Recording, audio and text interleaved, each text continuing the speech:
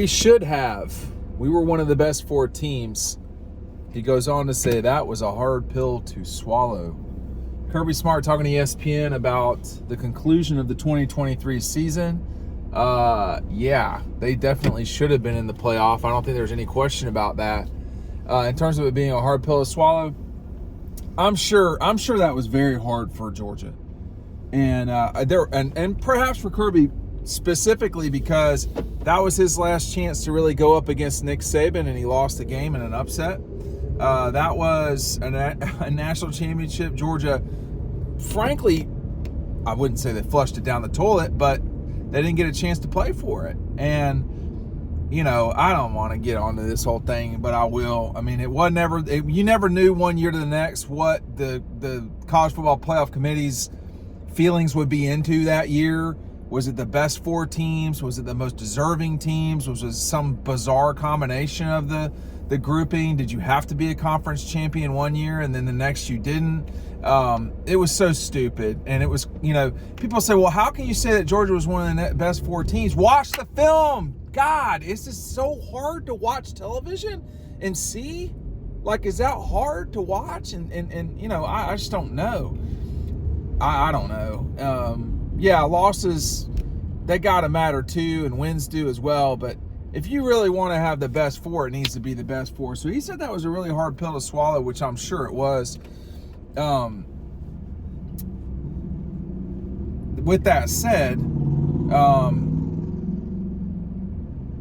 everything, builds or regresses. And Georgia has an opportunity now in 24, after what was a disastrous end of the SEC championship game, to go on and play for a national championship this year. I mean, they're not missing the playoff this year. Catastrophe would have to, like, John Calipari would have to coach them in order to miss the playoff this year. And I just don't think that's going to happen. So they've got a real chance here to go win it. Now, what we don't know, and this is going to be the hard part for everybody, what we don't know is what it will be like to prepare, to work, to play in a 12-team playoff. Adding a game to the national championship picture, that really wasn't that big of a deal. That was a game. Now we're talking about several games, and we don't know what that will be like. 3 games is very different for me than 2 or 1, obviously. The timing of it, the whole schedule, yet another. I mean, I'll just tell you, man, I've been to 3 national championship games as someone covering this thing. It gets exhausting. And if you're adding another 10 days, 7 days or 10 days to all of that, you're getting real close to February. It's going to be hard. It's going to be hard to win the national championship. It was already hard enough. It's going to be even more difficult. But I think in terms of Kirby and them, in 18, when they lost to Texas in the Sugar Bowl, they certainly should have been in the playoff that year. I mean, I think for me, the only season they certainly were not a top 4 team lately has been 2020. When I say certainly, I mean they were not put in this past year. That was a mistake, though. And I think it was a mistake in 18 and 19. In 19 they didn't go in because they had 2 losses. No, that's not what it was. It was that they lost to LSU and nobody wanted to see Georgia go into the playoff. Notre Dame had an undefeated season that year, if I'm not mistaken. They were not a good team. They got destroyed by Clemson in that playoff. I mean, they had no business being there. They didn't win their league. They just were undefeated, and that's all it was. So, and you look at 19. I mean, with what LSU did to Oklahoma, that was straight up. That was just sad. So I think that's all I have to say about all that, is that we so often don't pick the right. We have so often missed having the best 4 teams. I am saying that there has to be an acknowledgement that it's not always supposed to have been, I guess, the best 4 teams. They need to get their act together on this thing. Like, it's too important. This is a $1 billion thing, and there's a lot involved. But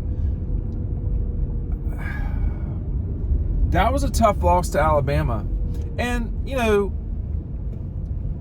the shame of it all, if you want to call it that, is that, you know, was Alabama a better team than Georgia? They were that day. Were they the whole season? No. I mean, obviously not. And I would say even 7 days before that, they were not. I mean, but you got to win when you got to win. And I see Kentucky people, you know, complaining about how they beat Duke or whatever. I mean, I think they beat Tennessee and then they beat somebody. Man, you got to do it when you got to do it, you know. And that was the hard part for Georgia. Was it doesn't matter if you're one of the best 4 teams if you don't win it when you have to win it. The problem, though, with all of that is everything seems to slide. The rules seem to change. That's my biggest beef with the playoff committee lately is they got to be more consistent. Now, getting to 12 and eventually 14, that will help with some of that. I think it's too many, in my opinion. I don't see why we can't just get it right and get to like 6 or 8. I mean, we don't need 1 million people in this thing. They're just not. We don't need Liberty. We don't need all those folks. You know, we need to have who we need to have in it, and that's it. Sorry about that. I got a phone call coming in, probably Kirby. But the challenge of all of this is that you have to turn it off as soon as the bad has happened and move on to the next thing. And for Georgia, they did exactly that. They you know, clearly, they turned off what happened in the SEC championship game, and they pointed straight towards the Orange Bowl. They have not lost a bowl game, since they played Texas and lost that game. They learned so much from that experience about what should be happening at, you know, non-playoff bowl games. And I think bowl games, generally speaking, but non-playoff bowl games. They learned, hey, you can't just have guys hanging out. Like, they got to play or they're gone. And, you know, they solidly beat Baylor. They didn't blow them out. They obviously thrashed Florida State. And then they had a great come-from-behind win over Cincinnati, another really good team that they played in these bowl games. Texas was the worst team they played, to be honest with you, and Texas got the win. So, and they learned from that, though.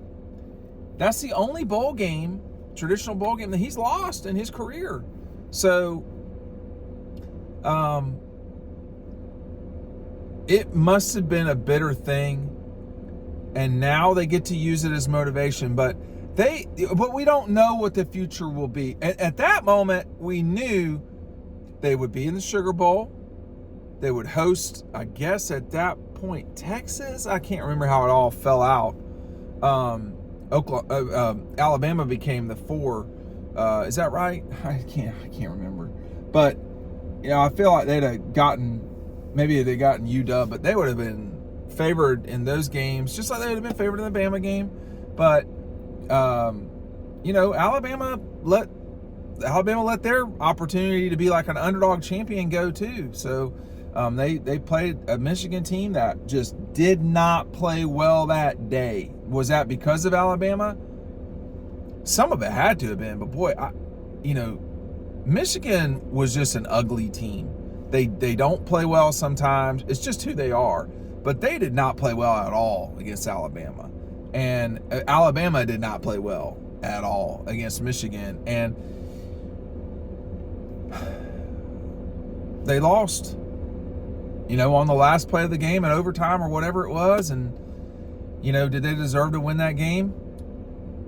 But people will never forget that game because of the ramification from it. It was Nick's last game. You know, it may be the best chance that Alabama has for years to win the national championship, and they're a couple yards short. You know, when Georgia lost to Alabama in the SEC championship in 12, people talked about that nonstop. And I say the best chance, Alabama's best chance to win the national championship was not playing against Michigan in that game. It was, you know, when they lost to Georgia in the national championship game. You know, that was, the Rose Bowl was not the national championship for Alabama. Georgia's game against them was.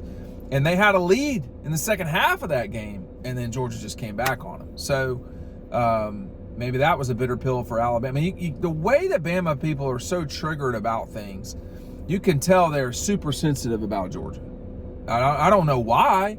They've had so much success against them, but maybe they think that that's going to change, or, maybe the last time they played in a national championship game, Georgia winning it really bothers them. I don't know. But I think that if you are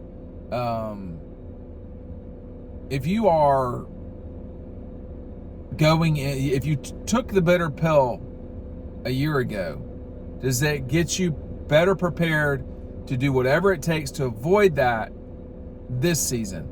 Everybody has their little motivations. Everybody does. Everybody had a bitter pill to swallow last season that was not Jim Harbaugh's weird ass and the Michigan Wolverines. Other than that, everybody had something bitter going on. It was some loss to a rival, or they got knocked out, or they're, totally a whack job like Mike Gundy, or, who knows? Everybody's got that motivation. Georgia just has that motivation with really good players, and we'll see what happens this season. Thanks for watching.